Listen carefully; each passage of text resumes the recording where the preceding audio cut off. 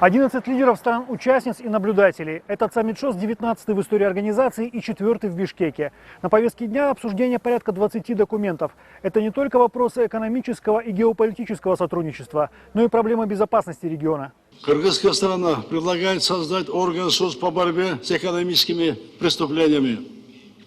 В современных условиях угрозы, исходящие из интернет-пространства, являются реальными угрозами безопасности государств.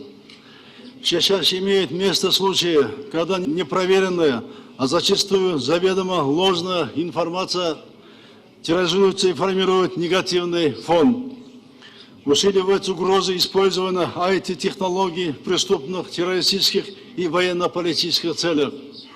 В этой связи мы считаем, что обеспечение информационной безопасности должно стать важным вопросом повестки дня ШОС. Как отметил президент, наша страна выступает за скорейшую реализацию проекта железной дороги Китай-Кыргызстан-Узбекистан, а также расчеты в межбанковской сфере в нацвалюте. Кроме того, необходимо усилить сотрудничество предпринимателей стран-участниц. Важно стимулировать производство, поддержать аграрный сектор, развивать зеленую экономику, потому что она приоритетна. О взаимодействии говорил и президент Казахстана. По словам Касым-Жомарта Токаева, это поможет развитию экономических связей стран-участниц. Надежными партнерами ШОС могут выступить Евразийский экономический союз, а также АСЕАН, БРИКС и Евросоюз. Далее, в условиях замедления экономического роста, финансовой нестабильности на мировых рынках нужно более эффективно использовать огромный экономический потенциал ШОС. Этому будет способствовать формирование в 8-стороннем формате Евразийского финансового консультационного механизма. Президент Казахстана также затронул необходимость противодействия экстремизму, сепаратизму и терроризму. 3 силы зла, как их называют члены ШОС, требуют повышенного внимания. Казахского лидера поддержал и Си Цзиньпин. Председатель КНР отметил, что одной из приоритетных задач региона сегодня является помощь Афганистану в обеспечении мира. После саммита в Циндао страны непрерывно укрепляют прорывы процессов ШОС. Нам надо плотно сплотиться. ШОС призвана стать образцом духа и единства с учетом мировых процессов. Необходимо расширять интересы и беспокоиться об общей безопасности, постоянно совершенствовать правовую базу, а также всемерно укреплять заслон, защищающий от террористических и радикальных сил. Следует укреплять сотрудничество против радикализации. ШОС поддерживает мирные процессы в Афганистане.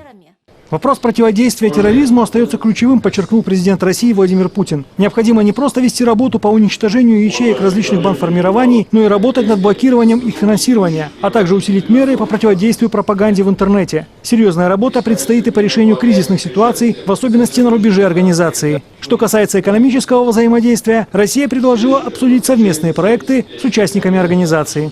В данном контексте предлагаем сообща подумать о новых перспективных проектах в торговле, промышленности, энергетике, инфраструктурной, научно-технологической, инновационной сферах. Важную роль в этой работе могли бы сыграть деловой совет и межбанковское объединение ШОС. Расширению взаимовыгодных межрегиональных торгово-инвестиционных и гуманитарных контактов на пространстве ШОС, безусловно, будет способствовать созданию нового механизма в рамках организации – форума глав регионов. Инициатива его учреждения принадлежит России, и мы предлагаем провести первое заседание форума в начале следующего года.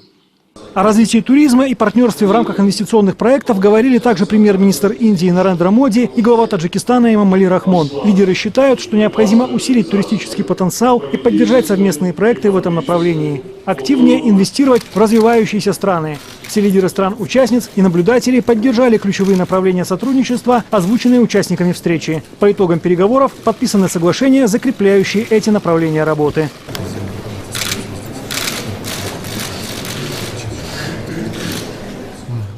По итогам саммита подписано 22 документа. Принятых Бишкекская декларация, являющаяся важным итоговым политическим документом саммита. В ней отражено совместное видение лидеров наших стран по перспективам развития ШОС, а также консолидированной позиции по актуальным международным и региональным проблемам. Утвержден план мероприятий в области охраны окружающей среды, нацеленный на сохранение экологического баланса на пространстве ШОС, обеспечение благоприятной окружающей среды для жизнедеятельности населения наших стран. Теперь председательство в ШОС переходит к Российской Федерации. Следующее заседание состоится в конце июля 2020 года в Москве. Тогда же лидеры государств подведут итоги сегодняшнего саммита и оценят ход реализации подписанных документов. Игорь Потанин, Алтынбек Канабекулу, НТС.